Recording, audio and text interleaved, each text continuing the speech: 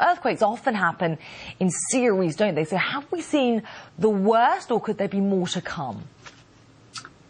I'd be surprised if there was a worse earthquake in this region. Certainly other earthquakes could occur around the edge of the Pacific. We have no information that will allow us to predict an earthquake, but this is a very serious earthquake, and I think it stands alone for Japan. This is indeed a very serious earthquake, but this is a region accustomed to such environmental activity. It is part of the Pacific Ring of Fire, of volcanoes and faults. So how prepared are places which lie in this region? As you say, this is the 8th magnitude 8 or greater earthquake that's been known to occur in this part of Japan since about 1891. That's roughly one every 20-odd years. So people are fairly well prepared. And I think after the 1923 earthquake, the Japanese government put a lot of money and a lot of people into studying earthquakes, so they're better prepared than most.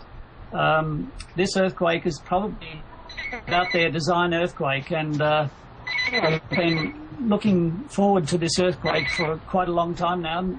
Not looking forward to it in the sense that they can't wait for it to happen, but at least designing buildings and systems and structures to withstand the earthquake. And I think they've done that reasonably well. I think you'll find the tsunami has done most of the damage, and at the moment there's no way to put out a warning of a tsunami when they occur so close to the coast. The technology isn't up to it, and I think they've had a lot of trouble with their mobile phone systems. So at the moment, I think the best people can do is, if they feel a strong earthquake like this, they ought to move to at least 10 metres above high water mark and save themselves.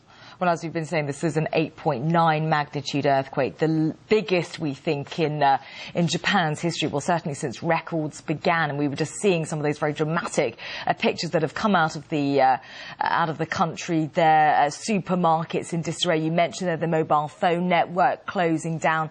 How prepared are people there, and how common are earthquakes like this one in the region? Well, as you said, it's the biggest that's known since 1890, since seismographs were invented, and incidentally they were invented in Japan, so they have a long history of recording earthquakes. Well, what's critical about this earthquake is that the fault that it occurred on, the edge of the Pacific plate that broke and ruptured and thrust itself about 10 metres northern Honshu, was about 500 kilometres long. So this is a huge section of the Pacific plate boundary that's broken off. And that's what gave rise to the big tsunami. So the tsunami, only 100k east of Sendai, didn't take any time to reach there. It's a big earthquake. Now, it's 7 years since the Asian tsunami tragedy. How much better are people in the region at predicting these disasters and minimising their impact? Well, that's a good question, and I think the answer to it, you would get a different answer from different seismologists, I think. We've certainly learned about earthquakes. We know where they happen. We know that there will be large earthquakes right around the Pacific rim, as you called it, the plate boundary. The question is, when will an earthquake of a particular size happen? And I think we're no closer to that than we were 100 years ago, to be quite honest. And it's probably an intractable question. And I think we shouldn't focus on trying to predict them. Instead, we should focus, as the Japanese and North Americans have done so successfully, is designing to withstand the earthquake. It's a different approach, I guess. And so rather than predict the earthquake, try and design systems so that they don't fail when the earthquake happens.